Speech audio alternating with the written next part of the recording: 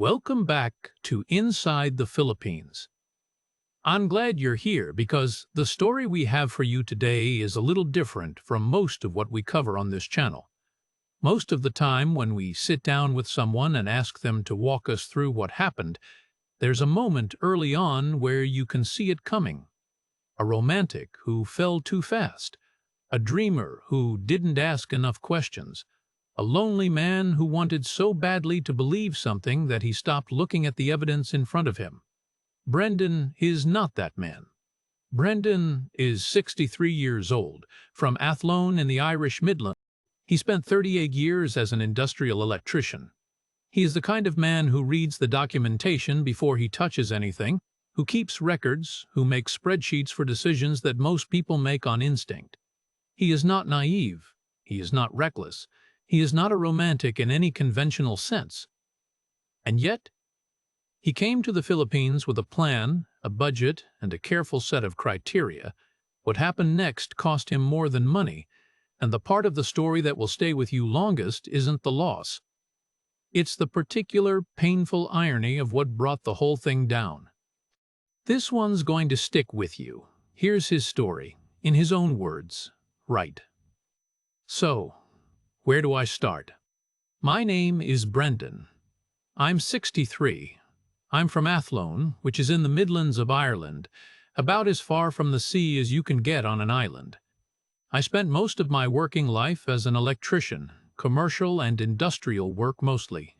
Power stations, factory fit-outs, hospital extensions, the occasional shopping center, 38 years of pulling cable through concrete and ducting and getting paid to understand how systems work. I was good at it. I say it because it matters to what comes later. I'm not a man who guesses. I never was. On a job, you read the schematic. You understand the load, the circuit, the points of failure. You don't energize something until you know what you're dealing with. Because if you get it wrong, the consequences aren't just embarrassing, they're dangerous. That's not a personality trait so much as a professional habit that got so deep into me I stopped noticing it was there. My wife Mare used to say I'd read the instructions for a cup of tea if someone printed them out. She wasn't entirely. I'm not going to make this longer than it needs to be because I don't think that's what either of us needs. We were together 36 years. Met when I was 26, married at 27, 2 kids, Siobhan and Ciaran, both grown, both doing fine. Decent life. Quiet life. Nothing dramatic about it, which is exactly how I would have wanted it described. She was diagnosed in 2018, breast cancer.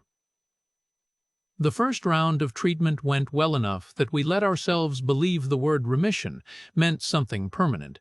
It didn't. It came back in 2020, more aggressive, and from there it was 4 years of what I can only describe as a very slow, very thorough education in grief. You learn things during that time that you didn't want to know. You learn which hospital car parks have the best lighting. You learn exactly how long a vending machine coffee stays warm if you set it on the dashboard. You learn to sleep in chairs that were never designed for sleeping in. And you learn to be grateful for that, because it means you're still close enough to hear her if she needs you. She passed in the spring of 2022. March. The house in Athlone, we'd lived there 24 years. I sold it 6 months later. I know some people thought that was too fast. My daughter Siobhan certainly had a view on it, but I couldn't stay in it. Every room was a record of something. The kitchen was where we'd had the conversations you only have when you know time is getting short. The bedroom was, well, I'm sure you understand. The walls knew too much. I needed walls knew too much. I needed walls that didn't know anything about me. I cleared the mortgage and walked away with about $15,500. Plus my trades pension, which isn't enormous, but it comes in every month without argument. So there I am. 61 years old, sitting in a rented flat in Roscommon that I'd taken on a short-term let while I worked out what came next. No job to go to. I'd retired just before the diagnosis, which in retrospect was good timing for the wrong reasons. Two adult children who had their own lives and were grieving their own version of the same loss. And a very large, very quiet amount of time. I want to be careful about how I describe what happened next, because I've heard other men tell versions of this story, and they usually frame it as loneliness, as desperation, as some kind of fog that settled over them and made them do foolish things. And I understand why they frame it that way. It's easier, somehow. It explains the foolishness without you having to take full ownership of it. That's not quite how it was for me. I wasn't in a fog. I was thinking clearly. I was just thinking clearly about the wrong things. What happened? A fella I'd worked with for years on the sites, good man, decent electrician, retired about 3 years before me, had moved to the Philippines. Cebu, specifically. He posted on Facebook the way people do, fairly regularly. Sunsets over the water. Fresh fish that cost next to nothing. A photo of himself with a San Miguel outside some restaurant with ceiling fans and no walls, looking exactly as relaxed as a man from Awfully can look. I scrolled past it the first dozen times. Then I didn't. I started watching YouTube videos. There are more of them than you'd think. Entire channels dedicated to the practicalities of retiring in Southeast Asia. Cost of living breakdowns, healthcare comparisons, visa options, property rules. I watched a considerable amount of this content over about 3 months, which I appreciate sounds excessive. I made notes. I cross-referenced. I built a spreadsheet, columns for cost category, monthly estimate, annual total, comparison against what the same life would cost me in Ireland. The numbers were, by any reasonable analysis, compelling. A decent standard of living in Cebu for roughly a third of what the equivalent would cost in Roscommon. A warm climate, good hospitals in the city, relative to the alternatives I'd looked at. The SRRV visa for retirees was a legitimate pathway. The expat community was established. There were forums, groups, people who'd done exactly this and were willing to describe it in detail. I wasn't running away.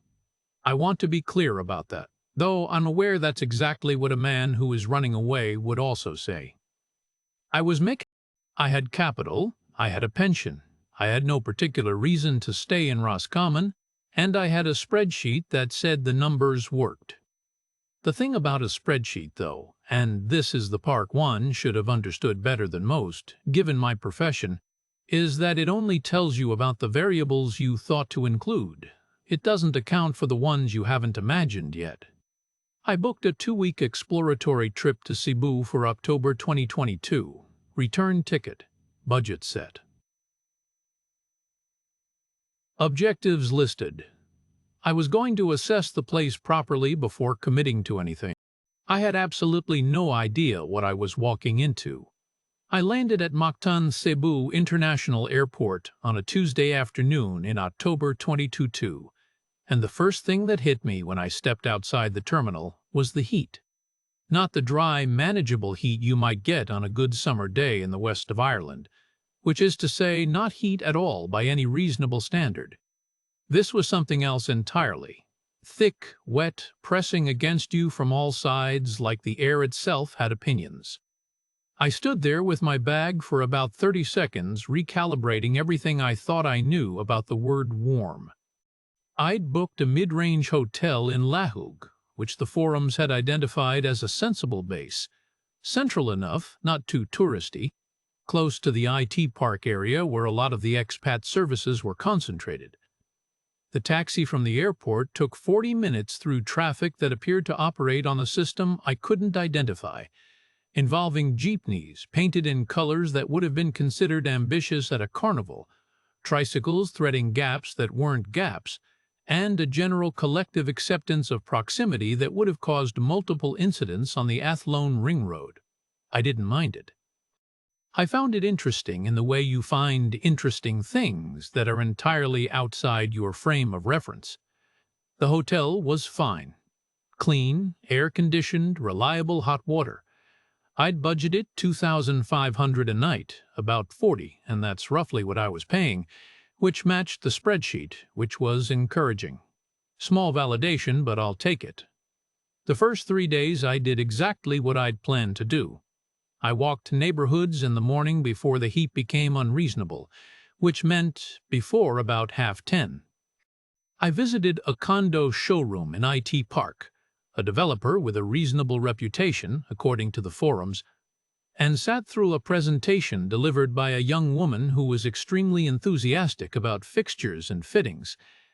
I ate in local carinderia restaurants, pointing at things I couldn't name and eating whatever arrived, which turned out to be a reliable method.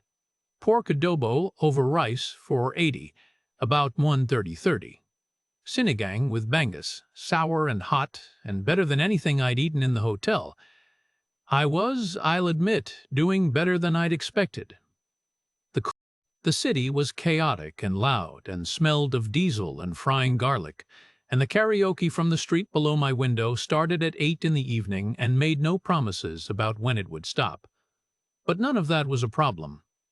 I've worked on noisy sites my whole life. I sleep through things. Day 4. I came back to the hotel around midday, later than planned because I'd taken a wrong turn near Colon Street, and ended up walking through a market that sold everything from live chickens to second-hand mobile phones, and I'd found it difficult to leave. The guest house attached to my hotel, a separate family-run operation in the building next door, connected by a shared courtyard, was run by a woman named Nane Koring, who was somewhere between 55 and 75, had a laugh you could hear from the street, and had already brought me a plate of bibinka I hadn't asked for on my second morning. I'd eaten it gratefully, and she'd seemed pleased. That afternoon she called across the courtyard as I was heading to my room. Her cousin was coming by to drop something off, she said. Would I like to join them for merienda? She was already setting out cups. It wasn't really a question. I sat down. Maribel arrived about 20 minutes later. She was 38, though I didn't know that yet. She was carrying a small plastic bag of something for Nane Koring, and she moved with the particular economy of someone who is usually busy and has learned not to waste motion. She was, I suppose I'd say, composed. That's the word that comes to mind first, even now. Not guarded, not shy, just settled in herself in a way that felt like it had been arrived at through some effort. Maribel shook my hand, said it was nice to meet me, and sat down across the table. She asked me what had brought me to Cebu. I told her the retirement, the research, the exploratory trip. She nodded as though this was a sensible thing to do, which I appreciated. She asked what I'd done for work. I told her that too. Electrician, industrial and commercial, 38 years. She asked, and this is the part one keep coming back to, whether I'd worked more on new builds or existing infrastructure. Not what did you earn, not is it good money. What kind of work? I told her mostly new builds, some retrofit on older industrial sites, a period in the mid-90s doing a lot of hospital work which had particular requirements around earthing and electromagnetic interference that most domestic sparks never had to think about. She listened to all of it. She asked one more question about the hospital work. I answered it. She'd been in Dubai for 3 years. She'd been in Dubai for 3 years, she told me, working as a hotel housekeeper. She'd come home 8 months ago when her mother got ill. She was doing part-time work with a catering company now, events and functions, while her mother recovered. It was enough to get by. We talked for 2 hours. Nane Koring drifted in and out refilling cups, not intruding. The afternoon light moved across the courtyard. Somebody 2 streets over was doing something with a generator that produced a rhythmic clunking, and a dog somewhere close was expressing a view about it. She paid for her own coffee. Nane Koring had set the cups out and put a small jar for contributions next to the plate of pan de sal, and Maribel put money in it without making anything of it. I noticed this. I'm noting now that I noticed it, and that I kept noticing it because it told me something I wanted to be told.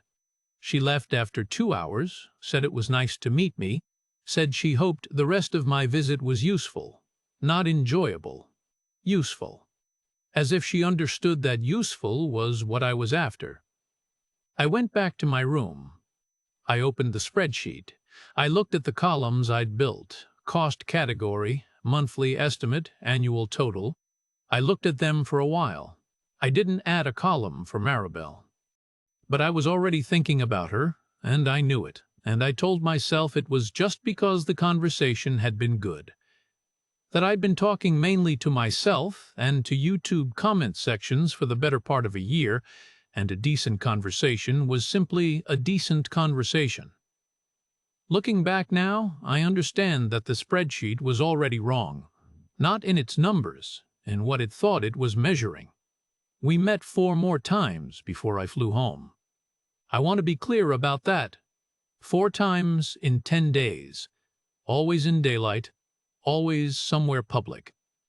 Once, 3 times, just the 2 of us, which happened naturally enough, the way things do when you're both free in the afternoon and there's a city to walk around. We went to Colon Street one afternoon, which is the oldest street in the Philippines, apparently, though it didn't look particularly distinguished, just busy, crowded, full of small shops selling phone cases and dried fish and cheap clothing, the kind of street that exists in every city in the world, but louder.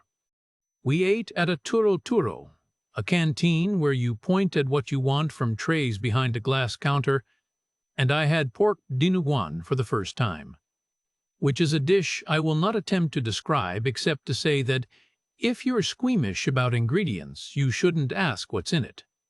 I ate all of it. One afternoon, she suggested we visit the Basilica del Santo Niño, which is in the old part of the city, a church built in the 16th century that houses a statue of the child Jesus, considered the oldest religious artifact in the Philippines. I am, as I mentioned, a lapsed Catholic, which in Ireland means I believe in nothing with tremendous cultural familiarity. I didn't mind going. The church was cool inside after the street heat, and serious in the way old churches are serious, and Maribel lit a candle and stood quietly for a moment and didn't perform it for my benefit. That's the thing I kept noticing about her. She didn't perform it for my benefit. She didn't perform anything. She wasn't auditioning. We talked about her mother, about my wife. Not in any extended or dramatic way, just the way you talk about these things when you've been through them and the person across from you has been through something similar. She'd been home for 8 months by then, managing her mother's medications, taking her to appointments, cooking for her. She said once, not as a complaint, but just as a statement of fact, that you don't realize how much of yourself disappears into that kind of care until you're already deep in it. I knew exactly what she meant. It was the most honest conversation I'd had in 2 years. 2 days before my flight, we had lunch near the waterfront. Grilled fish, rice, cold, San Miguel, proper afternoon heat. She mentioned once, not looking at me when she said it, that her mother's gallbladder procedure had been scheduled for the following month. The hospital in Karkar had given them a date. They needed a deposit before they'd confirm the booking. She was working out how to cover it. I asked how much. She said around 17,500, about 2,800. I want to be careful about how I tell this part, because she didn't ask. She mentioned the problem the way you mention a problem you're carrying, not to transfer it, just because it's there. And I heard it as a problem she was carrying, and I offered to help carry it. She said no initially, said she'd manage. Said it wasn't my concern. I said I'd like to help if she'd let me. She was quiet for a moment. Then she said, "Thank you, Poe," very quietly, and she looked slightly embarrassed, and I told her not to be. It felt like the right thing to do. And here's what I want you to understand. It was the right thing to do. Helping was the correct human response to that situation. That's not me rationalizing it after the fact. That's what it was. The problem with stage one, and I understand now that there are stages, that this is a recognizable pattern with recognizable names, is that it's always the right thing. Every single time. The first one is always genuinely, defensibly, unambiguously correct. That's what makes the rest of it possible. I flew home to Ireland the day after, Dublin in October. The temperature at arrivals was 8 degrees, and the sky was the specific grey that the Irish Midlands specializes in. The grey that isn't one dramatic color but a composite of about 11 different greys, that together achieve a comprehensive discouragement of optimism. I got back to the flat in Roscommon. I'd extended the lease another 3 months before I left because I hadn't made a final decision about Cebu yet. The video calls started about 3 days after I landed. I initiated the first one, I'll admit that we'd exchanged numbers before I left, and I sent a message to say I was back safely, and she replied, and it went from there. Within a week, we were talking every evening, not for hours, 40 minutes, an hour, just talking.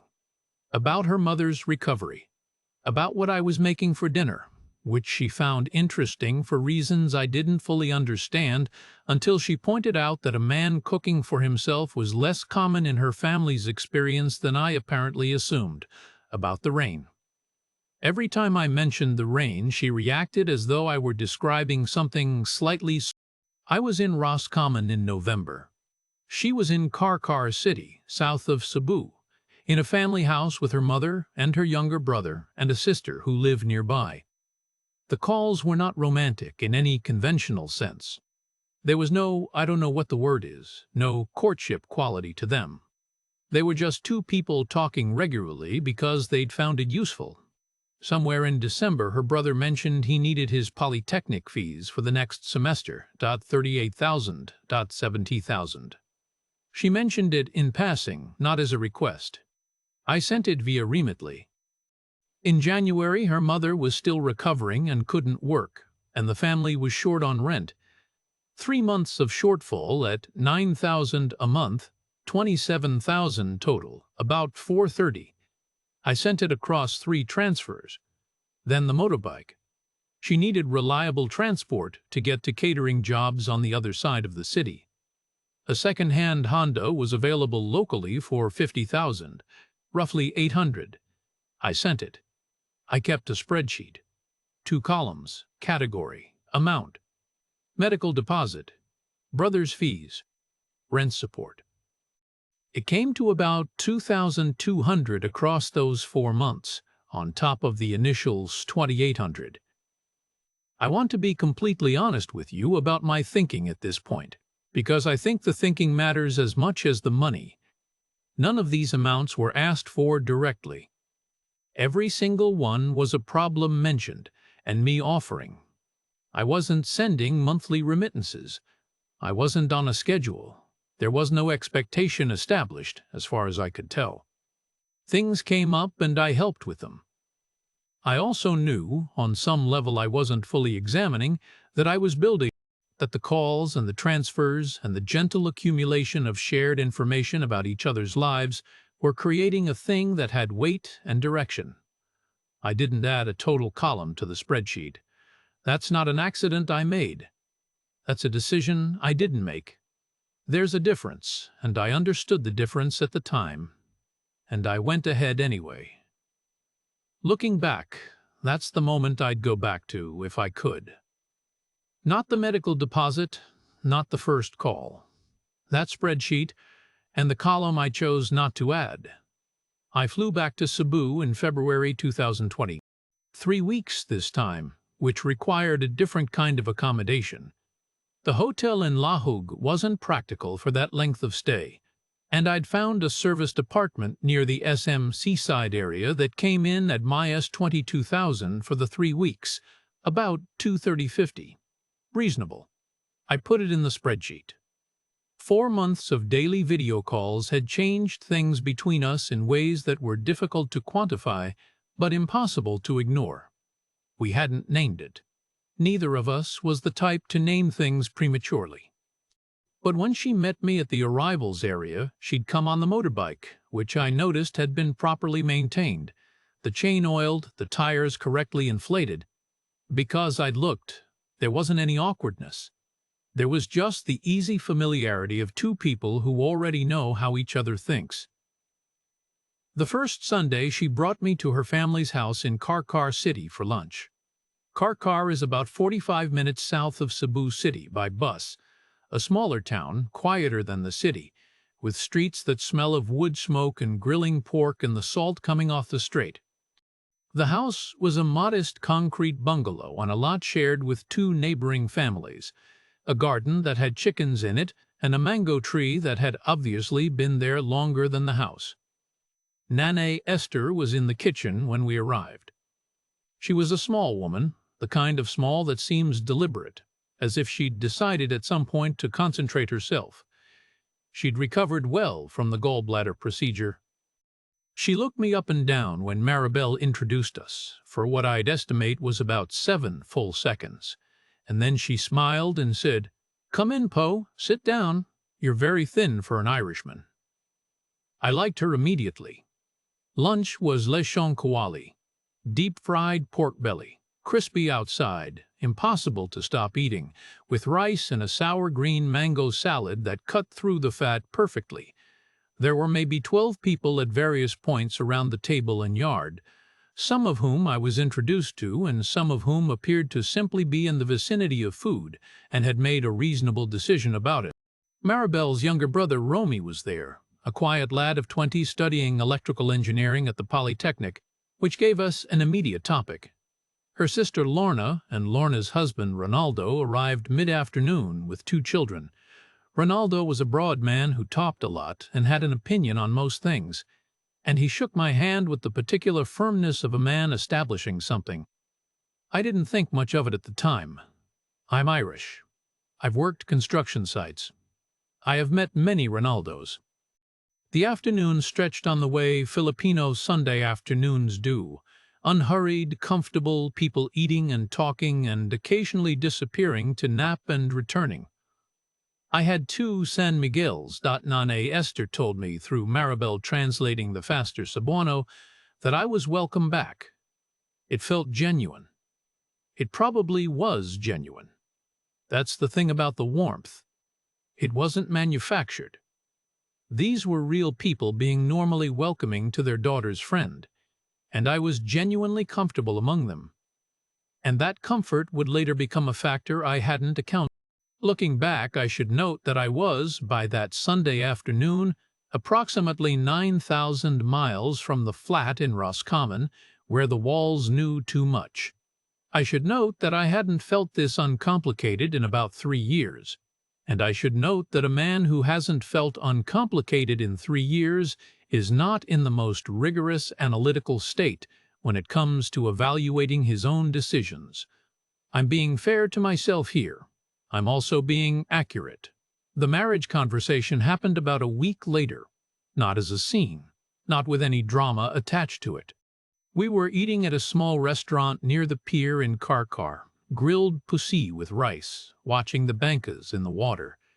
And one of us, I honestly couldn't tell you which, said something about the practicalities of the longer term. And within about 20 minutes, we'd agreed that marriage was the logical next step for 2 adults in their 60s who were, whatever else you wanted to say about it, plainly suited to each other. I'm aware that sounds transactional. It wasn't entirely transactional. But neither of us was going to perform something we didn't feel, and what we felt was something quieter and more practical than the word romance usually implies. I think that's probably appropriate at 63 and 38. I think Mayer would have found the alternative undignified. I did my research. Of course I did. I found out about the 13JA marriage visa, the spousal visa for foreigners married to Filipino citizens, and what it required. I found out about the CNOMAR, the Certificate of No Marriage Record, which the Philippine Statistics Authority issues to confirm a person has no registered marriage. I read about the process, I made notes, I asked Maribel directly about her civil status. She told me she'd never been married. She said it easily, without hesitation, without the slight readjustment of posture that people sometimes do when they're constructing an answer. She was 38 years old, had been working in Dubai, came from a devout Catholic family in a provincial city. I had no particular reason to doubt her. I didn't doubt her. I returned to Ireland in March. The support continued, modest amounts via Remitly, things that came up, problems that were mentioned. By the time I added it all up in April, and I did finally add a total column, sitting at the kitchen table in Roscommon with a cup of tea, the running total across both visits and the intervening months was approximately 11,500. I looked at that number for a while. It was more than I'd realized. It was also, I told myself, the cost of building something real, spread across several months. And I called my daughter Siobhan in Galway and told her about Maribel. The conversation lasted 40 minutes. Siobhan is her mother's daughter in the best possible way, which means she is direct without being unkind, and she said everything a sensible person in her position would say. She said she was worried. She said she hoped I was being careful. She said she hoped I was being careful. She said she wanted me to be happy, and she was worried those two things might not be the same thing right now. I heard all of it. I thanked her. I told her I understood her concern, and I was thinking clearly. I want to be fair to myself about that. I just wasn't thinking about the right things yet. There was one more moment from that February visit that I keep returning to, not because it was dramatic, but because it wasn't. It was a Sunday afternoon, about 2 weeks in, and I was sitting in the yard at Nana Esther's house after lunch, half listening to Romy describe something about his coursework, watching Maribel and her mother wash dishes through the kitchen window, talking about something I couldn't hear. And I thought, with a clarity that surprised me, I could live here. Not I'm in love. Just I could live here. This is a life that has room in it. That thought, right there, was the most expensive thought I ever had. I moved to Cebu permanently in August 2023, packed what mattered into 2 suitcases and a hold bag, put the rest in storage at Ciaran's place in Mullingar, handed back the keys to the Roscommon flat, and flew out on a Tuesday morning. No ceremony about it. I was 62 years old, and I was going to build a life in a place that had room for me, and the most useful thing I could do was stop treating it as a decision.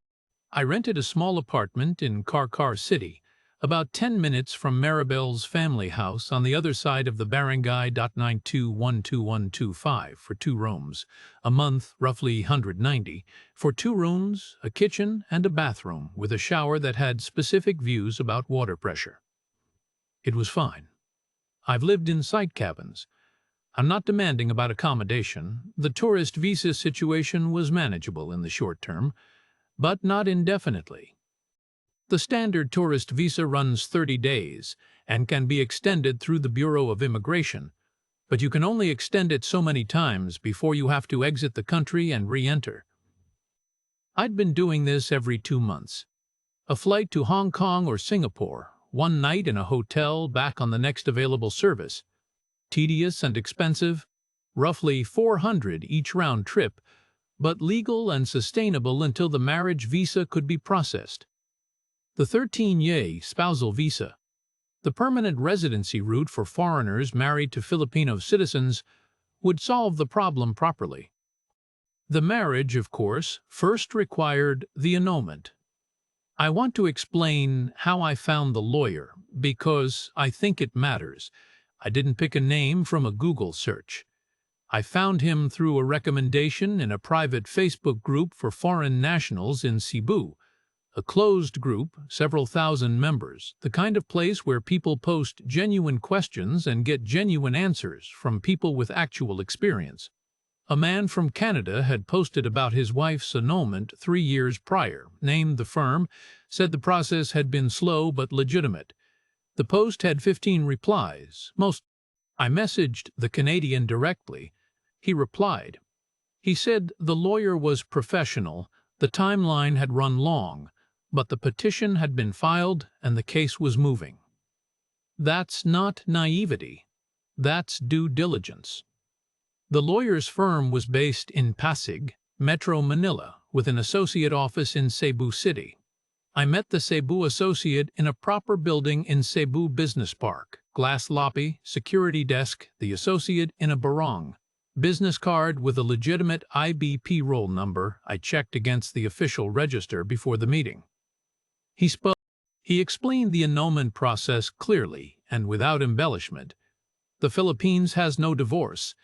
The only legal dissolution of a marriage is through civil annulment on specific grounds. The process typically takes 2 to 4 years depending on the court's docket. The grounds in Maribel's case would likely be psychological incapacity. Her husband, having abandoned the marriage without contact for 14 years, would support this argument, and the total professional fee would be $450,000, approximately $7,200. I reviewed the engagement letter. Took it back to the apartment and read it that evening with a cup of tea and a dictionary open on my laptop for the legal terminology I wasn't certain about. Payment in tranches. $2,000 upfront to initiate, $2,050,000 on filing of the petition, $2,100,000 on scheduling of the first hearing. Seemed structured. Seemed like a firm that had done this before. I paid the first tranche $100,000, approximately $3,200, transferred to the firm's account by Wise. I have the receipt. I'm telling you, I did what a careful man does, and the careful man got exactly as badly burned as the careless one would have, which is the part of this story I find hardest to accept even now. The house conversation began about 3 weeks after I arrived permanently. It started, as these things often do, as a practical question rather than a decision. Where were we actually going to live once married? The apartment was fine for one, but cramped for two. Renting long-term in car was an option. But there was land, a portion of the lot adjacent to the family house, about 90 square meters, owned by Nanay Esther, long unused. Enough for a modest 2-bedroom build now. I want to be very direct with you about what I knew at this point. I knew that as a foreign national I cannot own land in the Philippines. This is not obscure information. It's in every guide, every forum, every YouTube video I'd watched. Foreigners can own condominium units within certain restrictions, but land ownership is constitutionally restricted to Filipino citizens. What I told myself was that this was a solved problem. People built on family land all the time. An expat I'd connected with in Cebu City had done exactly this 6 years prior. His wife's family land, his money, his house. He was still living there happily. The forums confirmed it was common practice. The legal exposure was real but theoretical. If the relationship ended, the structure belonged to the landowner, not the builder. But I was going to marry this woman. We'd agreed on it. The annulment was in process. The risk was, in my assessment at the time, what I did not adequately account for was that manageable risk is an analysis you make before you're committed, not after. By August 2023, I was already committed. The analysis was retrofitted to the decision, not the other way around. I know that now. I didn't fully know it then. I hired a contractor recommended by Maribel's cousin, a local man named Edgar who'd built 3 houses in the barangay and came with visible evidence of his work. We agreed a budget of approximately $1 million for a 2-bedroom build, about $17,500, materials and labor inclusive, with a payment schedule tied to construction stages. Permits applied for through the barangay. I reviewed the drawings. I had opinions about the electrical installation, naturally, and Edgar accommodated them with what I can only describe as patient professional tolerance. Ground was broken in November. I was there for it. I watched them pour the foundations in the wet season heat. The concrete mixer rented from a place on the main road. Romy helping carry. By January 2024, the foundations were solid and the hollow block walls were going up. I visited the site every morning. I checked the work the way I'd checked work my whole life. Eye level, plumb line, checking the blockwork courses were running true. For the first time since March 2022, I was building something with my hands and my judgment, and it was going up straight and level, and I could see what it was going to be. That was the most dangerous I'd felt since I arrived. Then, at the end of January, an email from the Manila lawyer.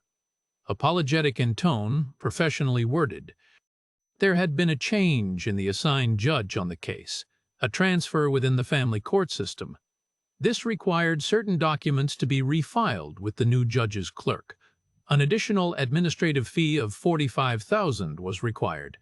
About 7:20. I read the email twice. I replied asking for the specific procedural basis for the additional fee and the name and branch of the newly assigned judge. The response came 2 days later, plausible and detailed.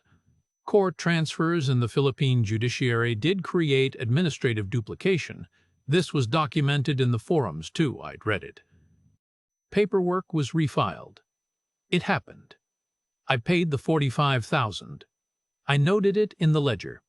By February 2024, the house was 40% built, and I had developed what I can only describe as a filing system for my own unease.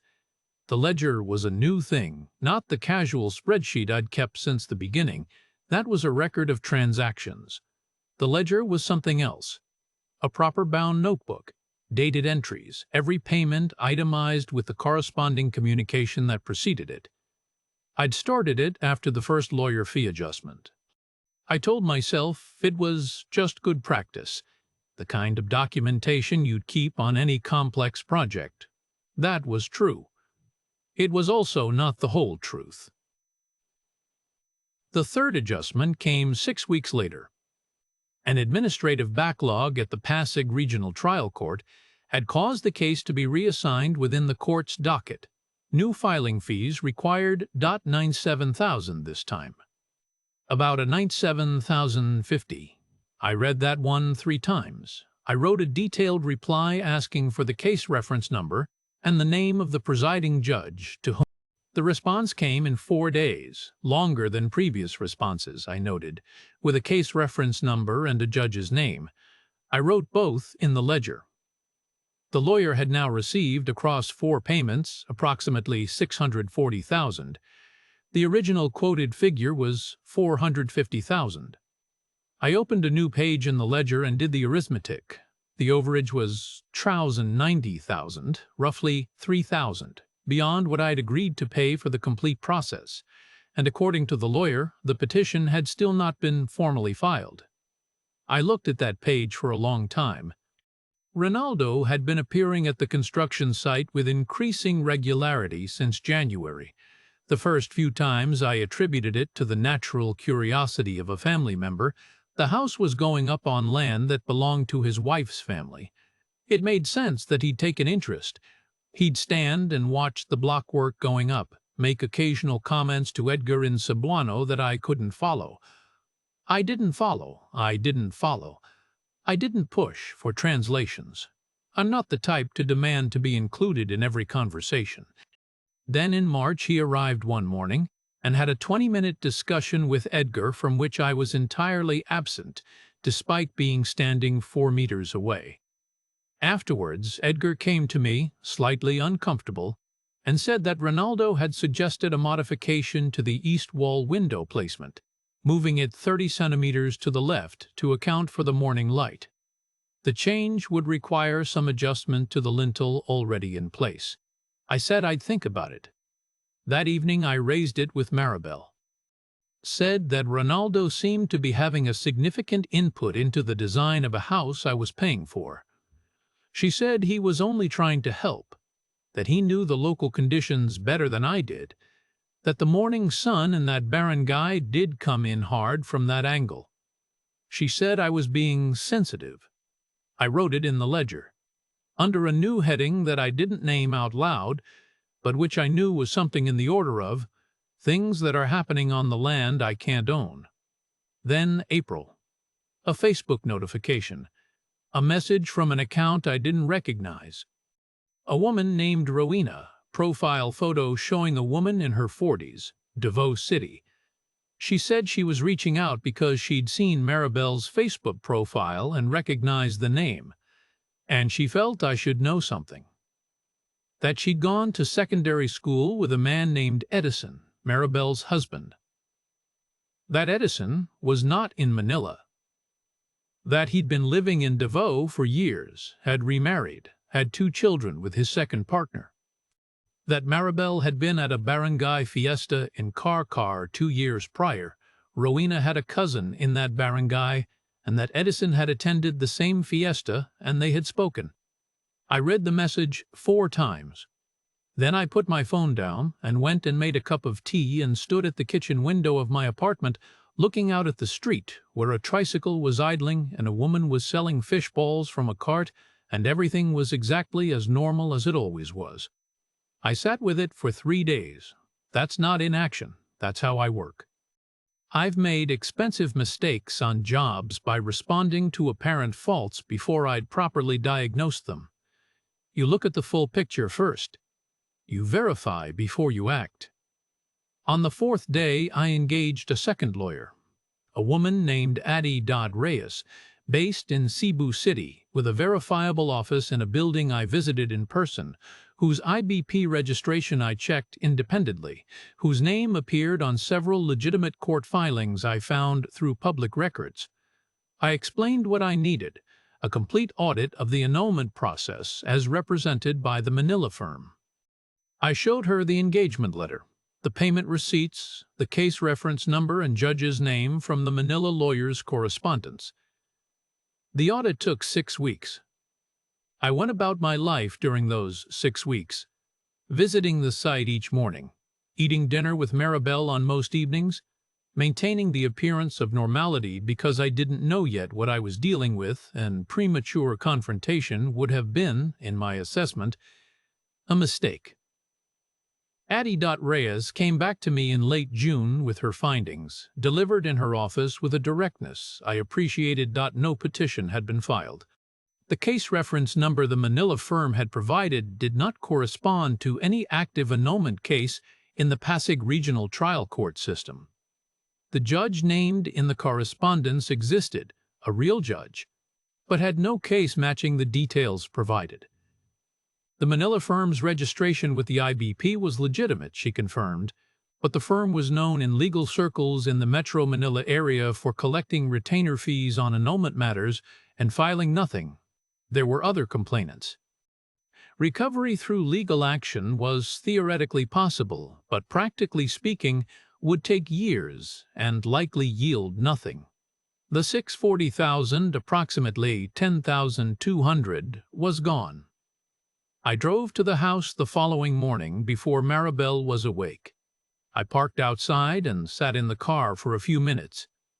Then I went inside with a plastic chair from the apartment and sat in the unfinished kitchen and looked at the walls. 70% built. The roof structure was up. The windows were framed. The electrical conduit, which I had specified myself and partially installed with Edgar's crew, ran correctly through the block walls, clean and properly protected, exactly as I'd have done it on any job. The east wall window was in the position I had approved. The window on the west side was where Ronaldo had wanted it. I sat there for about 40 minutes. There was a gecko on the wall above the window frame. Outside, somewhere down the barangay, a cockerel was working through its morning routine with considerable commitment. About what it means to read a fault correctly. You spend time in the industry. You develop a feel for the difference between a component that is performing below spec and a system that was never designed to do what you needed it to do. The first can be repaired. The second can't. I went back to the apartment and called Maribel and asked her to come over. I said there was something we needed to discuss. I said, please don't bring anyone else. She arrived 30 minutes later. I showed her the report from Adi.res. I showed her the Facebook message from Rowena. I showed her the ledger, not as an accusation, just as a document. I told her what I knew, and I asked her plainly to tell me what I didn't know yet. She didn't shout. She didn't deny. She sat down on the other chair I'd brought from the apartment, and she put her face in her hands and she cried. Not performance crying. I've sat in enough hospital rooms to know the difference. She cried the way a person cries when a thing they've been holding together for a long time finally comes apart. Then she told me. She told me that she had been married. At 24, to a man named Edison from a neighboring barangay. That he'd left for Manila 8 months after the wedding, sent money for a while, then stopped, then disappeared entirely. That she'd had no contact with him for 14 years. That she had not told me the truth about her civil status because she was afraid I would leave before anything had a chance to become what she hoped it could be. She told me that she'd known about the annulment lawyer being problematic, not from the beginning, but about 6 months in, when a cousin who'd used the same firm had made enquiries and found nothing had been filed. She said she'd panicked. That she'd convinced herself she could find Edison herself, get him to agree to an uncontested annulment, make it all work out through some combination of effort and faith and time. She said she knew where Edison was, had known for 2 years, that she'd seen him at the fiesta, that they'd spoken briefly, and she'd asked about the annulment, and he'd said he would think about it, and then she hadn't heard from him again. She said she loved me. She said it quietly, not as a defense, just as a fact she needed to include in the account. I listened to all of it. I'm good at listening. You have to be, when you've spent years in situations where the person talking to you is telling you something difficult, and the most important thing you can do is hear it accurately. Here's what I believed. That she had been a genuinely abandoned wife with no resources. That annulment in the Philippines costs money that ordinary provincial families don't have. That she had convinced herself the situation could be resolved rather than confronted, and that somewhere in the calculations she had made, which were compromised calculations, made under real pressure, there had been something genuine between us. I believed all of that. Here's what I also knew, that the HE640,000 was gone, that the house was built on land I had no legal claim to, and that none of the things I had come to the Philippines to build could be built on this particular foundation. We sat in the apartment for about 2 hours. Then she left. We did not shout. We did not end things in any dramatic way. We simply reached the end of the conversation, and she went home. I stayed in Cebu for 6 more weeks, not out of hope, because leaving immediately would have been reacting, and I don't react. I had things to sort out. I went back to Adi Reyes and asked about recourse against the Manila firm. She was honest with me. I could file a complaint with the IBP, which might result in disciplinary proceedings against the firm eventually, after considerable time. I could pursue civil recovery, which would cost money and time and would almost certainly yield nothing recoverable in my lifetime. She said, gently, that the practical answer was to absorb the loss and move on. I thanked her for her directness and took her advice. I asked about the house. The answer was exactly what I already knew, but needed confirmed in writing. The structure belongs to the landowner. I had no registered interest in the property. The materials and labor I'd paid for had, legally speaking, become part of the land. Adi Reyes said, with the particular care of a professional delivering a verdict they've delivered before, that this situation was not uncommon. I noted it in the ledger. Final entry. The total, when I added it all up properly, which I did, finally, with no columns omitted, was approximately $666,000 across 2 years. The medical deposit and family support, Depro $14,000. Living costs, visa runs, flights across the full period, roughly $18,000 more. I had approximately $89,000 of my original capital remaining, plus my pension. I flew home in February 2025. Siobhan met me at Dublin Airport. She drove me to Galway and made dinner and didn't say the thing she had every right to say. And I didn't thank her for not saying it because that would have acknowledged what we were both not saying, and some things are better left in the car park. I stayed with her for 2 months. Then I found a flat in Roscommon, different street than before. Got a part-time consultancy arrangement with a local contractor doing a commercial fit-out in Athlone. 3 days a week, reading schematics, checking installations, doing something with my hands that produces a verifiable result. I still follow Maribel on Facebook. I'm not sure I can explain that in terms that would satisfy a sensible person. The house in Karkar City was finished.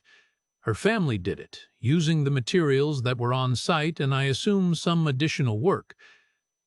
There are photos from a gathering a few months back. People I recognize around a table, food, a birthday perhaps. The kitchen looks well.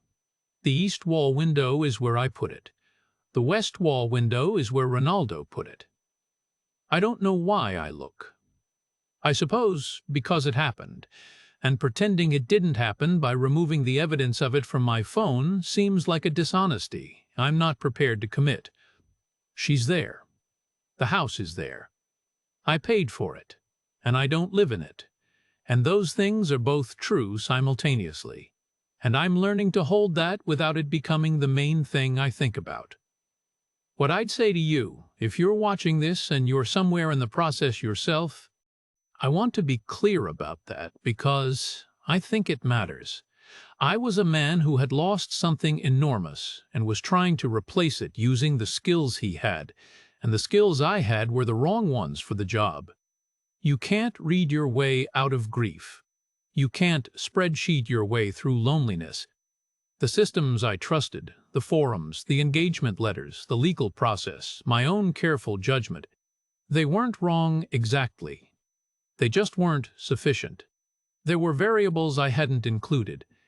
Before you build anything in this country, a house, a marriage, a life, not just once, not just the parts that are easy to verify, the civil status of the person you intend to marry is not a sensitive question. It is a factual question with a verifiable answer, and the see a number alone is not that verification. You need an independent search. It takes a few days and costs almost nothing, and I did not do it because she told me she'd never been married. And I did not do it because she told me she'd never been married and I wanted to believe her. I wanted to believe with. Not the money, not even the house. The part where one knew, somewhere below the level I was willing to examine, that wanting something to be true is not the same as it being true, and I'd proceeded anyway. Mare would have had the measure of it considerably faster than I did. She'd have asked one question, looked at the answer, and known. She wouldn't have made a drama of saying so. That's Brendan's story. Here at Inside the Philippines, we share these accounts not to warn you away from this country, which is genuinely extraordinary, genuinely warm, and genuinely complicated, but to give you the map that the person before you didn't have. What happened to Brendan was not a simple scam. Maribel was not a cartoon villain. She was a woman trapped in a legal system that offers no clean exits, caught between genuine feeling and impossible obligation, making the compromised calculations that poverty forces on people every day. The annulment fraud was a separate layer, a predatory industry that exists because the legal need is real and the desperation is real. And some people exploit both. None of that makes Brendan's losses any less real or any less painful. If you are considering marriage to a Filipino citizen, Here are the things Brendan wishes he had known. The CINOMAR, the Certificate of No Marriage Record from the Philippine Statistics Authority, is a starting point, not a conclusion. An independent civil status verification through a local attorney who can search municipal and barangay records. It is the job. If your partner's previous marriage is disclosed and an annulment is required, never pay a single firm without having a second independent attorney verify that the petition has actually been filed with the court. Actual court documents, actual case numbers, verifiable through the court's own records. Do not rely on what the firm tells you, verify. And the land. Never build on land you cannot legally own. We know the forums say it's common. We know expats do it every day. Common does not mean safe. If the relationship ends, for any reason, including reasons that are nobody's fault, you will leave without the structure you paid for. That is not speculation. That is Philippine property law.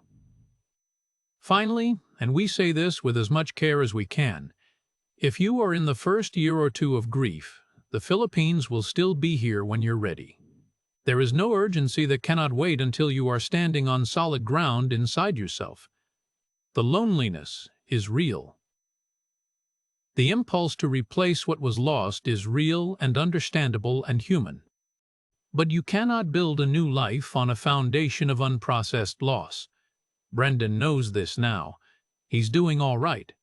Thank you for watching Inside the Philippines. If this story helped you, or if you know someone who needs to hear it, please share it. That's genuinely why we're here. There are links in the description to our other stories.